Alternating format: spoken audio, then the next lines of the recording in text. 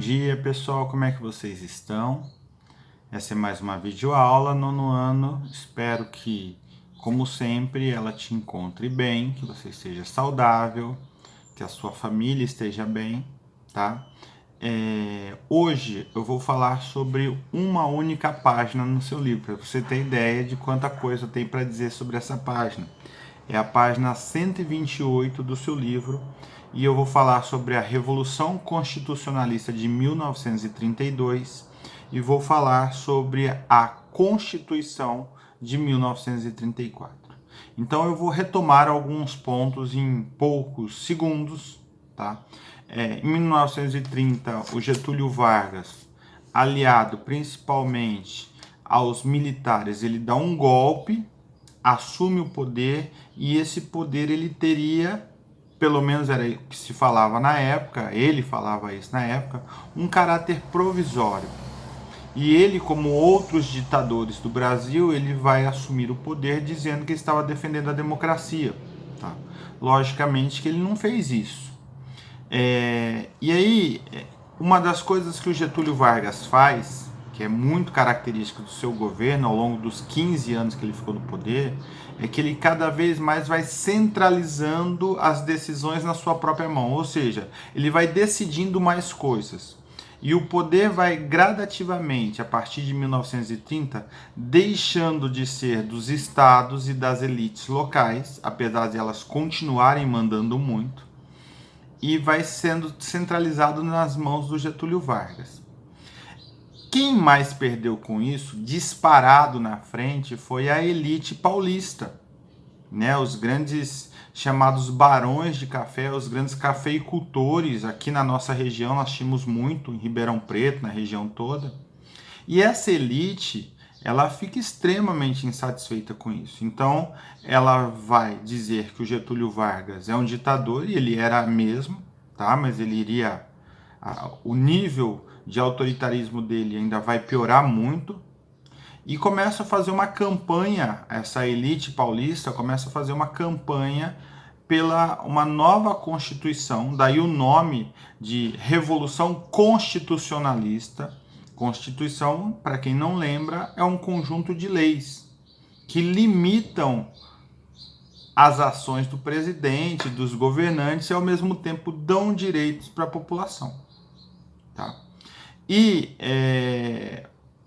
no dia 9 de julho de 1932 explode essa revolução lá em São Paulo, na capital, tá? Por uma série de fatores, de brigas entre pessoas a favor do Getúlio Vargas, pessoas contrárias ao Getúlio Vargas e tudo mais. E a elite paulista acaba convocando a população de São Paulo. Presta atenção. Se você conversar com algum velhinho, pessoas mais antigas, dificilmente você vai encontrar alguém que vivenciou de forma consciente a Revolução de 32. Afinal de contas, já faz quase 100 anos. Mas se você conversar com seus avós e tudo mais, provavelmente essas pessoas vão falar com glória, com saudosismo dessa revolução constitucionalista e da possibilidade de São Paulo ter se separado do resto do Brasil. Tá?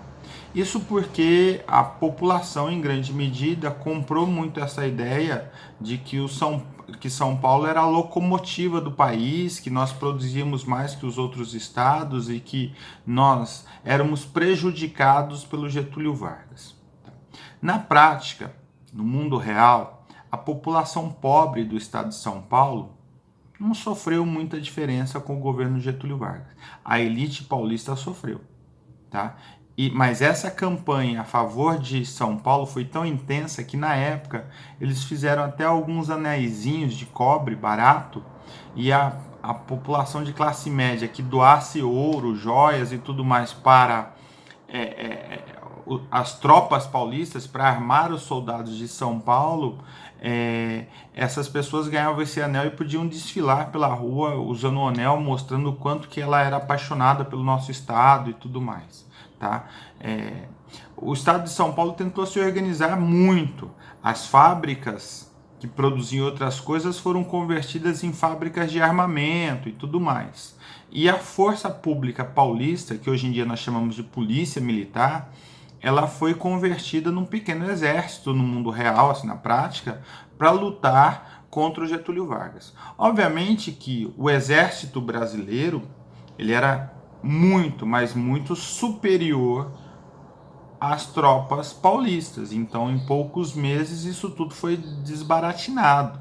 Mas para você ter ideia, chegou a ter até embaixador paulista, pessoas da elite de São Paulo que foram para os Estados Unidos tentando já organizar um reconhecimento internacional do estado de São Paulo como um país independente. Lógico que isso nunca aconteceu.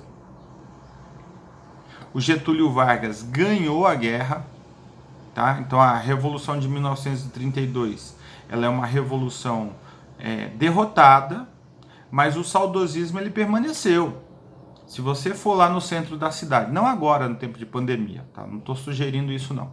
Se você for lá no centro da cidade de Ribeirão Preto, depois da pandemia, você olhar ali na frente do Teatro Pedro II, tem um soldado, aquela estátua é uma estátua em homenagem às pessoas da nossa região que lutaram pela Revolução de 32, a favor do estado de São Paulo. Tá? E o Getúlio Vargas, depois que ganha, ele não faz grande estardalhaço, porque quando é uma revolta de pobres, se prende, se mata, faz de tudo, de ruim com os pobres.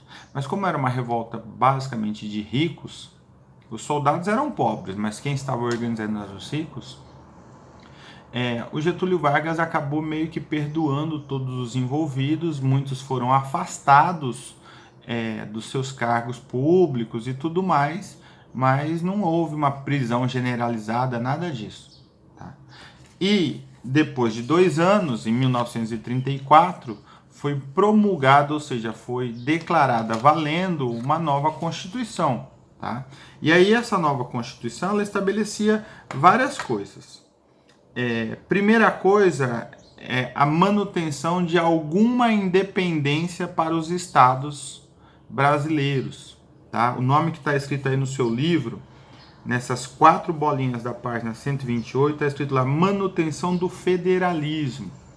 Federalismo, que é uma palavra não dá para mudar mais, obviamente, mas é uma palavra que não diz claramente o seu sentido quando nós lemos, quer dizer que os estados eles tinham mais autonomia, independência ao governo federal. Isso iria mudar durante o governo Vargas, mas naquele momento isso ainda vale.